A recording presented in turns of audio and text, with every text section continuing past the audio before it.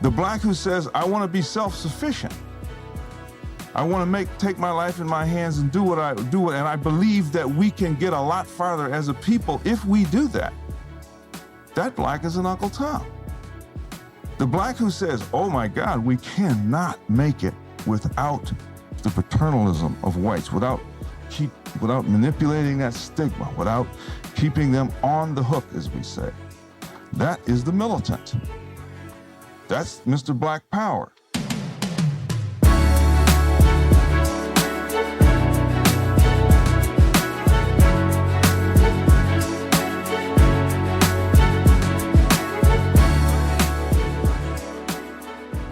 Yo, what's up, y'all? Welcome back to Black Excellence Daily. I'm your host, Sean Croxton. Thank you so much for tuning in. We've got Shelby Steele to wrap us up on a Friday. He is going to talk a bit about the Uncle Tom situation that I ranted about last Wednesday, but I'll let him do that. The most important thing that he discusses is toward the end of this talk. There is a quote from Aristotle, 300 BC. He says this, quote, "Give me the child until he is 7, and I will show you the man," end quote. Before the age of 7, a child's subconscious mind is wide open. We may have discussed this on a previous episode, right?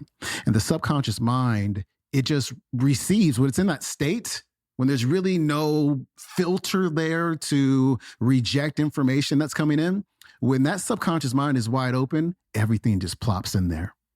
And the child typically just believes it to be true because it came from an authoritative source, such as one's parents or a preacher or an aunt or an uncle or a teacher or a pastor.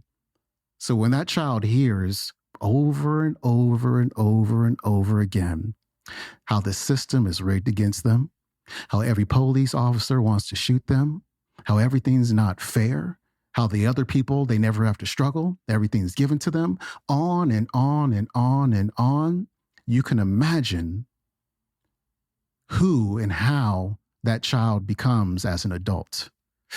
Because that subconscious mind programming becomes the foundation for the beliefs and the thoughts and the attitudes and the emotions and the actions and decisions and the outcomes of that child's entire life. The seed has been planted, and it's very, very difficult to unplant that seed. So when I hear parents feeding this stuff to their children, I get angry because I'm like, yo, you are essentially sealing the deal for your child's future. You're just sealing them into a victimhood state. It's really hard to reprogram that stuff. The best thing to do is to not program it in the first place. Now, one little caveat on this, because I know what someone's going to say. Well, we can't just act like there's no problems. Not saying that.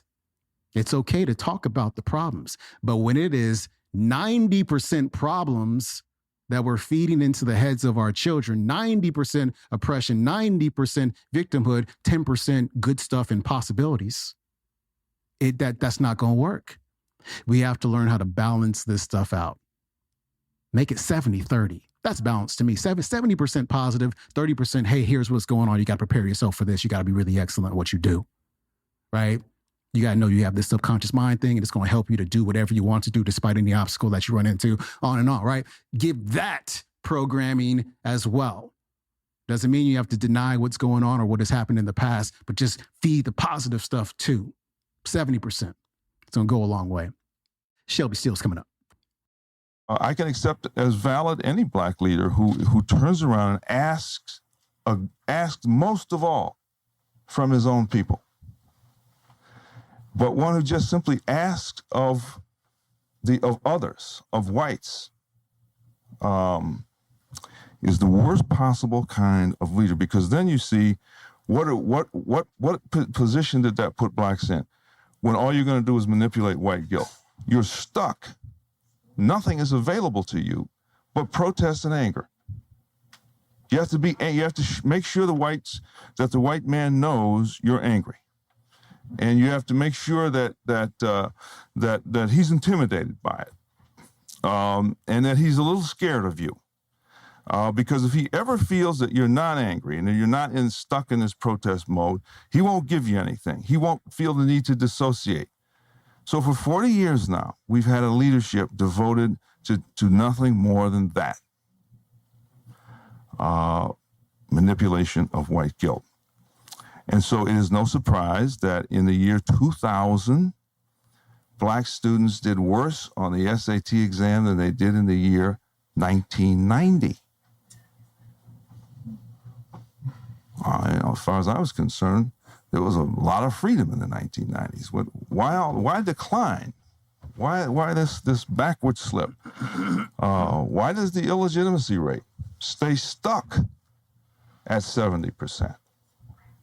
Black women get married at half the rate of white women and divorced at twice the rate of white women. Marriage is a disappearing institution in our inner cities. Is of course weak all across America in many ways, but is far, far weaker in our inner cities than anywhere else. So how has the manipulation of white guilt helped us? Not at all. It has put us right back. I think of the civil rights victories as a period in time when we talk about self-sufficiency, self-determination, where we took it on our own. There was no government program that created the civil rights movement. We got out there and got this great, wealthy, powerful society to acknowledge it's wrong. We achieved that through hard work, initiative, self-determination, and so forth. And the minute we achieve it, we turn around, manipulate white guilt, and put ourselves right back in a dependent position on that society. And not only that, we nurture this dependence as a kind of black pride. So the black who is not angry about being and protesting and arguing to be dependent on the larger society, the black who is not doing that is an Uncle Tom. The black who says, I want to be self-sufficient. I want to take my life in my hands and do what I do, and I believe that we can get a lot farther as a people if we do that. That black is an Uncle Tom. The black who says, oh my God, we cannot make it without the paternalism of whites, without manipulating that stigma, without keeping them on the hook, as we say. That is the militant. That's Mr. Black Power. Well, so we've got it all completely screwed up and backwards. And of course, we punish those in our group who are high achievers, who have used the freedom open to them and achieved great things. So we say Condoleezza Rice is not really, she doesn't have the flavor. She's not really black. So we punish her. Why would we punish those among us who do so well? We punish Condoleezza Rice because she proves that we are free and that opportunity is everywhere. She proves it. So we have to put her down because, again, we're in bad faith. We're afraid of freedom. And so we put her down and Colin Powell down, these extraordinarily accomplished individuals. And we say, again, the crack dealer on the corner is a brother. So it is when you get into this, when you make this mistake of relying on the fact that another group of people have lost their moral authority, and you say, that's my chance, that's my opportunity. All I've got to do is just keep working them. Then you don't overcome. You begin to decline. The challenge, I think, for Black Americans is to begin to live in good faith rather than in bad faith. Instead of constantly saying there's racism around every corner and racism is a big barrier in my life, say instead there may be racism, but I'm free. I have opportunities. I can do whatever I want in life. I can go as far as I want to go. And I want to make sure my kids get that message. I want to make sure I'm not going to take my kids. Look what we do to young black kids. Oh, this is how you were oppressed. This is how you were sat upon.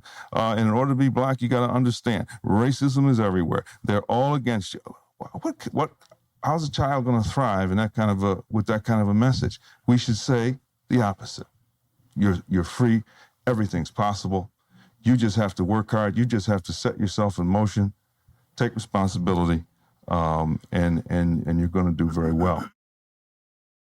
That was Shelby Steele wrapping up our week. You can check out today's talk on YouTube. It's called Shelby Steele Is White Guilt Destroying the Promise of Civil Rights?